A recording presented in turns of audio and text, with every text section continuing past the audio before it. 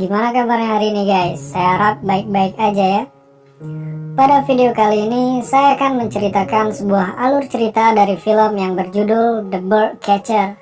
Film yang diangkat dari kisah nyata ini berkisah tentang sebuah kota di Norwegia yang bernama Trondheim, di mana pada tahun 1942 kota ini berada di bawah otoritas Nazi yang kejam. Pada masa itu, Nazi menyisir seluruh kota untuk mencari orang-orang Yahudi untuk dihabisi. Di kota itu tinggal seorang wanita bernama Esther yang merupakan keturunan Yahudi.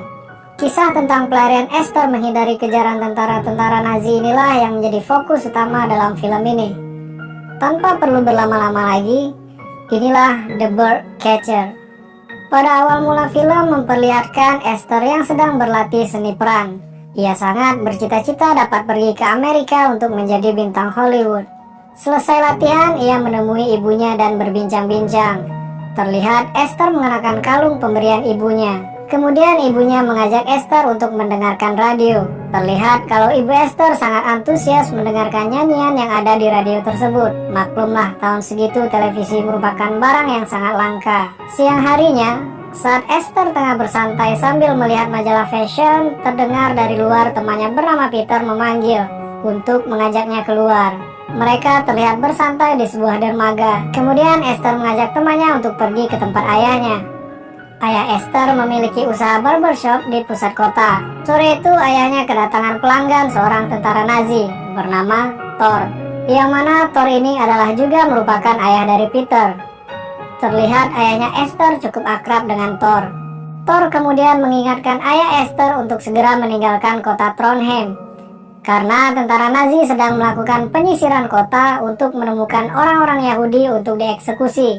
Namun ayahnya Esther mengatakan kalau ia tidak akan meninggalkan kota Trondheim, karena kota itu adalah kampung halamannya dan ia sudah bertahun-tahun tinggal di sana. Kota ini adalah tempat ternyaman dan aman baginya. Selepas dari tempat ayahnya, Esther singgah dulu ke sebuah bioskop untuk melihat temannya yang sedang latihan teater. Saat sedang latihan, tiba-tiba tentara Nazi datang. What is this all about, sir? Henrik Ledich? Yes. 3.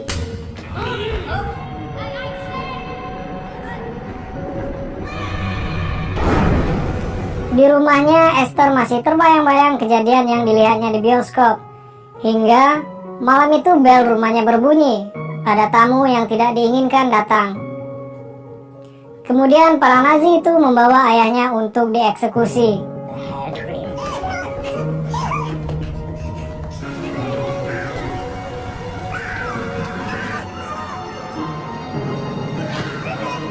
Merasa kalau kota itu sudah tidak aman, Esther dan ibunya bergegas kabur dengan menaiki sebuah truk bersama orang-orang Yahudi lain. Di tengah badai salju, orang-orang ini mencoba kabur sejauh mungkin untuk dapat bertahan hidup. Namun, di tengah jalan, mobil mereka diberhentikan oleh tentara Nazi dan menyuruh semuanya turun. Beruntung, Esther terlebih dahulu bersembunyi di dalam sebuah peti, sementara ibunya turun dari mobil. Lalu, dari dalam peti, terdengar suara tembakan. Bisa dipastikan kalau semua orang Yahudi yang tertangkap dihabisi di tempat satu persatu. Esther yang selamat memilih untuk kabur dengan melompat dari mobil karena takut tentara Nazi akan kembali mencegatnya.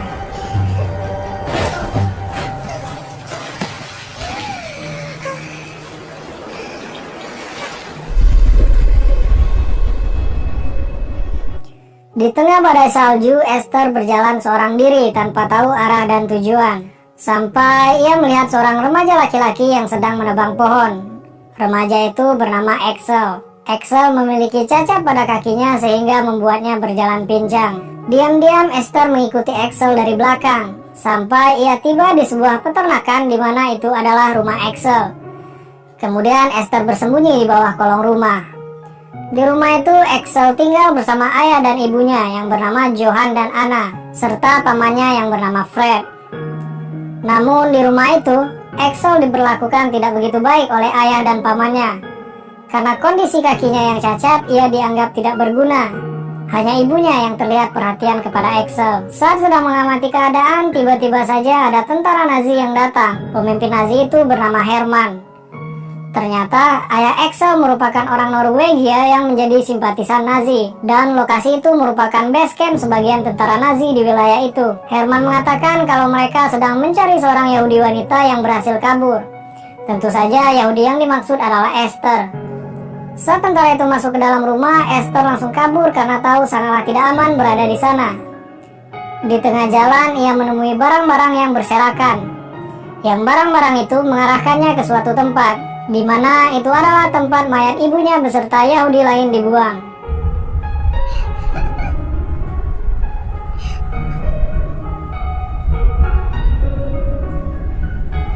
Namun tiba-tiba dari belakang Axel datang dengan mengikuti jejak kaki Esther. Axel kemudian membawa Esther ke rumahnya dan disembunyikan di dalam sebuah gudang. Di sana Axel tahu kalau Esther lah yang sedang dicari-cari oleh tentara Nazi. Namun Axel bukanlah orang yang jahat. Ia tidak memberitahukan kepada siapapun tentang keberadaan Esther. Terdengar di luar para tentara Nazi sedang asik berpesta dan berdansa, serta melakukan hubungan sesama jenis. Ganas tapi homo. Cih. Pagi harinya, Fred yang curiga dengan Axel berusaha masuk ke dalam gudang tempat persembunyian Esther. Melihat Fred tak sadarkan diri, Esther memanfaatkan situasi itu untuk segera kabur. Ia kemudian berusaha berlari sejauh yang ia bisa. Malam harinya, Esther yang tengah beristirahat membakar seluruh identitasnya. Dan ia juga menemukan sebuah pisau cukur di saku jaketnya. Kemudian mencukur pendek rambutnya. Pagi harinya, ia melakukan hal yang gila dan membahayakan dirinya. Terlihat Esther memberhentikan mobil di mana itu adalah mobil tentara Nazi Jerman. Dengan penampilan barunya, rambut pendek dan juga topi, tentara Nazi itu mengira kalau Esther adalah seorang remaja laki-laki. Kemudian Esther dibawa ke base camp tentara Nazi, yaitu rumah Axel. Di sana ia diinterogasi. Esther mengatakan kalau namanya adalah Ola Jensen. Ia juga mengatakan kalau orang tuanya tewas dibunuh oleh tentara Inggris. Hal ini mengundang simpati Johan, karena Johan pun sangat membenci Inggris. Sebenarnya di sini agak aneh sih menurut saya, karena semua orang di sana mengira kalau Esther adalah laki-laki. Hanya Axel yang tahu kalau ia adalah wanita. Padahal dari potongan fisiknya jelas-jelas nggak terlihat seperti lelaki. Tapi namanya juga film, kita lanjut aja ya. Kemudian Esther dipersilahkan tinggal di sana. Di rumah itu, Esther membantu pekerjaan rumah, mulai dari membersihkan rumah sampai merawat binatang ternak. Saat Esther sedang menyelinap ke ruang tentara Nazi untuk melihat rute kabur, terdengar ada suara orang yang datang. Esther pun segera bersembunyi. Di sana ia tahu kalau Anna yang merupakan istri Johan berselingkuh dengan Herman. Esok harinya, Johan dan Fred akan pergi beberapa hari ke kota untuk melakukan kepentingan pemilu. Johan mencalonkan diri sebagai wali kota Trondheim. Tentu saja Nazi ikut andil dalam pemilu itu. Kemudian Johan menitipkan peternakannya kepada Esther, karena Johan lebih percaya kepada Esther daripada Axel anaknya. Saat makan siang, Anna mengatakan kalau ia akan pergi ke bioskop. Kemudian ia mengajak Esther dan Axel serta selingkuhannya. Kesempatan ini tidak disia-siakan oleh Esther.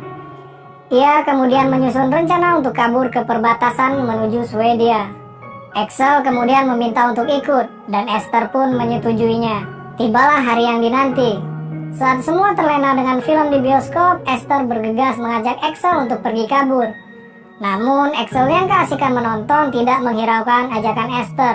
Alhasil sampai film itu selesai, mereka nggak kabur-kabur karena kelamaan menunggu Axel. Esther mengungkapkan kekesalannya kepada Axel di rumah. Keributan itu terdengar oleh Anna dan langsung bergegas menuju kamar anaknya. Kemudian Anna memarahi Esther. Disinilah Anna mengetahui kalau ternyata Esther bukanlah laki-laki yang selama ini mereka kira. Esther kemudian memohon untuk tidak memberitahukan kepada siapapun. Esther juga mengatakan kalau ia tidak akan mengungkapkan kepada siapapun perihal perselingkuhan Anna dan Herman. Beberapa hari kemudian Johan pulang. Ia membelikan Esther sebuah kado berupa seragam yang sangat bagus. Saat Johan meminta Esther mengenakan pakaian tersebut, Esther menolak. Ia mengatakan kalau ia akan memakai baju itu pada saat kunjungan delegasi Nazi ke rumah Johan. Pada saat pergi berburu, Johan mengajari Esther cara menembak. Namun saat Axel juga meminta diajarkan, Johan mengatakan kalau senjata ini bukanlah untuk orang-orang yang lemah. Axel yang kesal dengan perkataan ayahnya memilih untuk pergi. Hari demi hari dilewati Esther di tempat itu. Setiap hari ia melihat Anna yang juga semakin mesra dengan Herman. Saat akan mencari pohon untuk perayaan Natal, Johan mengatakan kalau tradisi dalam keluarga selama turun-temurun adalah memberikan sebuah kapak yang biasa digunakan untuk mencari pohon Natal. Saat itu Johan akan mewariskan kapak itu. Axel terlihat senang, namun ternyata Johan memberikan kapak itu kepada Esther. Hal itu membuat Axel sangat marah. Ditambah lagi ia mendapat ejekan dari Fred pamannya. Hingga tanpa disengaja Axel melukai kakinya sendiri saat mencoba memotong ranting pohon. Kekesalan Axel semakin bertambah saat ia mengetahui kalau ayahnya berencana mewariskan seluruh peternakannya kepada Esther. Seandainya suatu saat nanti ia sudah menjabat sebagai wali kota. Singkat cerita, tibalah hari kunjungan delegasi Nazi. Terlihat petinggi-petinggi Nazi datang menghadiri acara tersebut. Di saat bersamaan, Johan melihat istrinya mengobrol sangat akrab dengan Herman.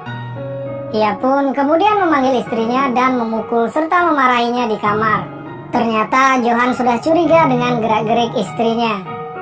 Esther yang melihat kejadian itu berusaha menenangkan Anna. Acara malam itu terlihat sangat meriah. Semua orang bersenang-senang dan sangat menikmati jamuan makan malam itu. Melihat adanya kesempatan, Esther kemudian menemui Axel dan mengajaknya untuk kabur. Awalnya Axel menolak karena ia masih kecewa karena ayahnya lebih menyayangi Esther daripada dia. Namun Esther berhasil membujuknya. Axel pun bersedia untuk ikut kabur bersama. Akan tetapi di saat bersamaan, Johan datang dan memanggil Esther untuk ikut bergabung ke pesta. Kemudian Johan membawa Esther ke sebuah gudang. Sebelum pergi, Esther mengatakan kepada Axel agar menyiapkan kereta luncur sebagai kendaraan kabur mereka. Sesampainya di gudang yang dimaksud, betapa terkejutnya Esther. Ternyata di sana sudah ada pimpinan Nazi yang siap-siap mentusbolnya. Saat bajunya dibuka, alangkah terkejutnya mereka ketika mengetahui kalau ternyata Esther adalah seorang wanita. Pimpinan Nazi itu terlihat sangat marah karena memang pimpinan Nazi itu merupakan homoseksual. Esther kemudian kabur. Kan tetapi terlebih dahulu ia membakar gudang itu. Namun Johan yang sangat marah berhasil keluar sambil membawa senjata laras panjang, siap untuk menembak Esther. Namun tiba-tiba saja Herman keluar bersama istrinya. Terlebih lagi Fred datang makin memanaskan situasi dengan bacotan-bacotannya. Fred mengatakan kalau Anna benar telah berselingkuh dengan Herman selama ini. Kemudian yang terjadi adalah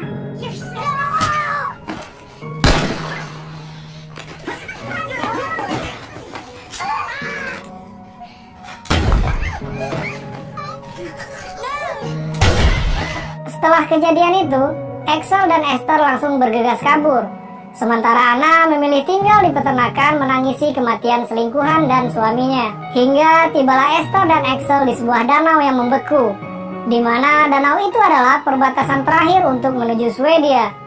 Mereka memacu kudanya dengan hati-hati, takut kalau tiba-tiba es itu retak. Namun apa yang dibayangkan benar-benar terjadi. Axel tewas tenggelam di danau itu.